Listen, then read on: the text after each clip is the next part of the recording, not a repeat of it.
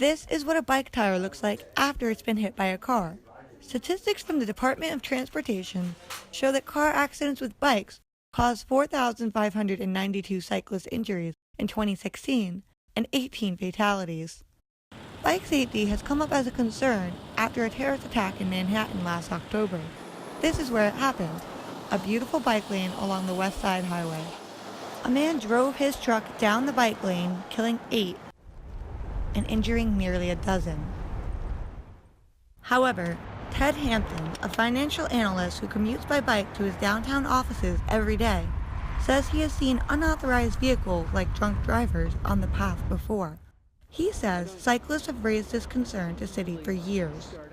We saw just how bad that can get when someone actually wants to be on the bike path and hurt people intentionally. I think a lot of what the city has done under the de Blasio administration has been more cosmetic. I think it's easy to create a logo for Vision Zero than it is actually to create change.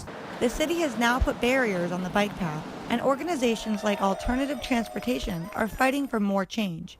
They held a day of remembrance in front of City Hall in November to call attention to the bikers and pedestrians that lost their lives within the past year.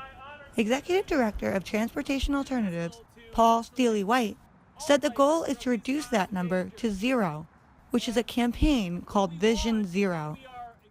The purpose of today's rally, protest, was to really put pressure on the mayor and the governor to redouble their efforts to implement Vision Zero.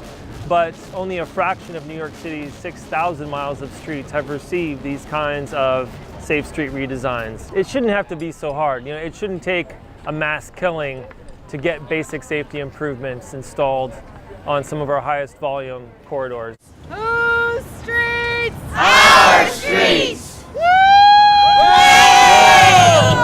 Let's take back the streets!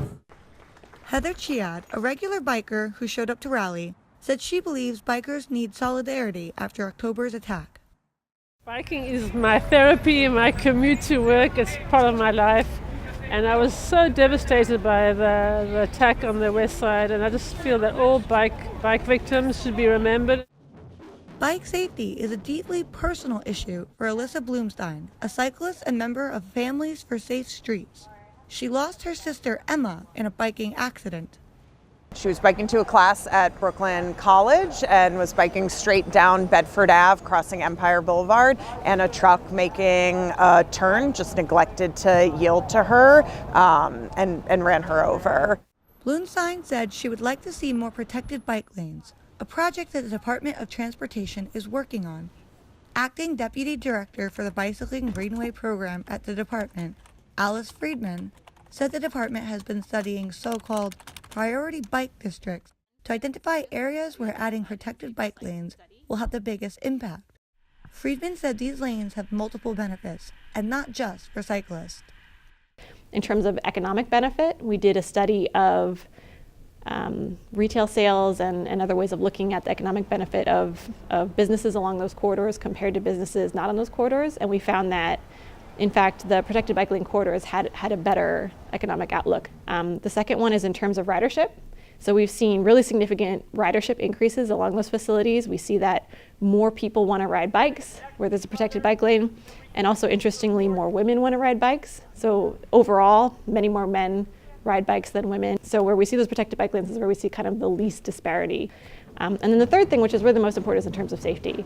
So where we've seen protected bike lanes, we did a study in 2014 that showed that overall accidents with injuries, not just for people on bikes, but for people walking or getting off the bus or in a car, went down by 20%.